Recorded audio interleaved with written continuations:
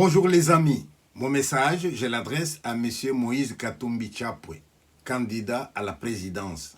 M. Moïse Katumbi Chapwe, un auteur, a dit « Être homme, c'est être responsable. C'est sentir en posant sa pierre que l'on contribue à bâtir le monde. C'est avoir honte d'une situation malheureuse, même si elle ne semble pas dépendre de soi. » Le Congo est en train de traverser une période de turbulence. La campagne électorale, les élections, l'après-élection avec proclamation des résultats. Pendant cette période, il y a déjà eu quelques morts. Je ne les ai pas comptés, mais même un mort, c'est un mort de trop pour le pouvoir, par fanatisme, par haine. Nous avons vu des violences par-ci, par-là. Nous avons entendu des injures et nous avons entendu même des candidats au pluriel, des arguments où l'on frappait en dessous de la ceinture. C'est déjà passé. Maintenant, je voudrais qu'on regarde aujourd'hui, demain et après-demain. Quelles sont les possibilités qui s'offrent à vous maintenant, M. Moïse Katumbi Chapwe? Le jour de la proclamation des résultats des élections, il est probable qu'on nous dise le nouveau président, c'est M. Moïse Katumbi Chapwe. Il est aussi probable qu'on nous dise M. Moïse Katumbi Chapwe n'est pas sorti premier, quelqu'un d'autre l'a dévancé. Et mon problème, c'est qu'est-ce qui va se passer dans les deux éventualités? Je peux espérer que si vous sortez président, vous allez éviter les triomphalismes. Vous n'allez pas dire que vous avez battu des gens. Non, vous êtes sorti premier. Et parmi ceux qui avaient des idées différentes des vôtres, il y a peut-être des gens qui pourraient vous aider à diriger le pays. C'est dans la première éventualité. Mais soyons lucides, envisageons aussi l'autre éventualité.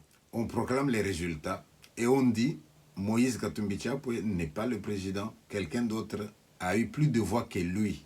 On dit généralement a perdu les élections, mais moi je n'aime pas ces termes-là. À ce moment-là, qu'est-ce que vous allez faire? Qu'est-ce que nous pouvons attendre de vous?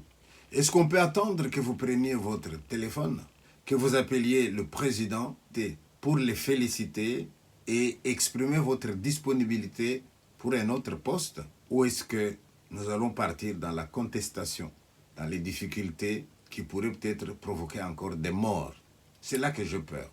Alors, si je peux vous donner un conseil, M. Moïse Katumbi Chapwe, je voudrais vous dire que chaque fois que vous êtes sorti pour un meeting, je regarde un peu les vêtements que vous avez portés. Tantôt c'est du blanc, tantôt c'est une sorte de sariana chemise avec l'image de la Vierge dessus. Dans les arts martiaux, la couleur blanche, c'est la couleur de l'innocence. Tu entres dans un club de karaté, de judo, tu as la ceinture blanche, tu es tout innocent. Et quand tu auras la formation qu'on donne, tu atteins le niveau maximal, tu as la ceinture noire, symbole de la mort, tu deviens dangereux à ce moment-là. J'ose espérer que le symbole du blanc continuera à vous caractériser. Lorsque vous portez une chemise sur laquelle on voit l'image de la Vierge, eh bien, c'est la Vierge de la paix, de l'amour. La Vierge qui va rassembler tous les enfants parce que nous sommes les enfants de ceux qui croient en elle. Sur ce point-là, je peux avoir de l'espoir. Mais je vais quand même me méfier des gens fanatiques qui, eux, peuvent vous conseiller d'aller dans un autre sens. J'ai entendu une de vos interviews où vous disiez à juste titre qu'un tel n'avait pas le droit de vous accuser d'avoir du sang sur les mains. Vous avez raison. Moi, je voudrais espérer que vous allez continuer à avoir des mains qui n'ont pas du sang. Alors, l'heure a sonné, pour moi, de vous dire qu'il faut maintenant préparer tout le monde au résultat. Résultat en votre faveur, tant mieux. Les gens vont applaudir, les autres vont fêter. Mais pendant que vous allez fêter, pendant que les gens vont applaudir, on peut appeler les gens de l'autre camp aussi. Venez, on va fêter ensemble.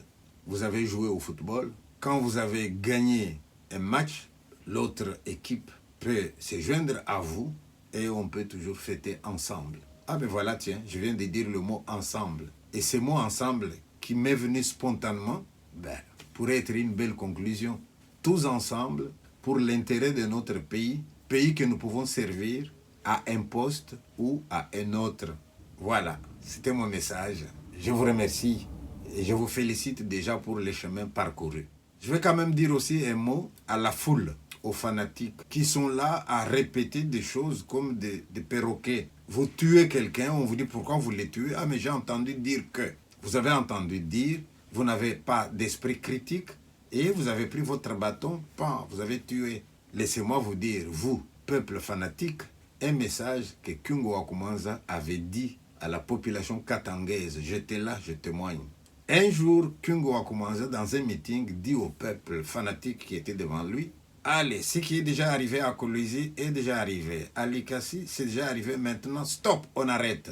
Et les gens étaient étonnés. Et Kyungo a ajouté, si vous voulez vous battre avec ces gens-là, et que l'armée s'en mêle et vous tue, mais qu'est-ce que vous allez faire? Vous allez enterrer vos enfants? Pendant que moi, vous risquez de me voir demain. Kibas à côté, Tshisekedi à côté, et moi avec eux. C'est ça la politique, tiens. Parole de Kyungo Wakumanza. C'était à ce demi-heure, je pense. Réfléchissez un peu sur toutes ces paroles-là. Et posons-nous la question, comment nous pouvons construire notre pays? N'oubliez pas non plus que l'ennemi extérieur est toujours là, qui guette, qui attend nos dissensions pour nous écraser. Alors, ouvrez l'œil, soyez prudents, ne mettez pas le feu à la maison. Monseigneur Monsengo avait dit, le plus facile d'allumer le feu que de l'éteindre. Voilà, je vous remercie.